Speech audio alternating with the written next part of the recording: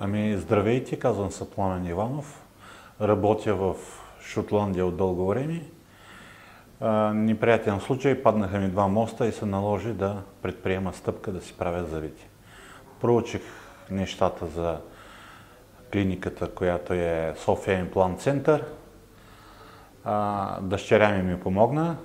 Направих връзка с Кристина и така пристигнах в София. Всичко беше организирано.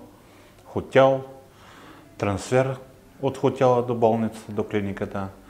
Искам да изкажа големи благодарности на целия колектив, на всички, които се грижиха в това време за здравето ми като цяло, отделно за работата към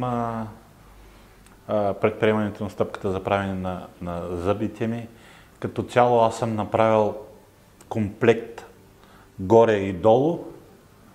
Мога да ви се усмихна вече. Благодарности към доктор Рафи, към Кристина, към Лина, която е на деска, към доктор Бекяров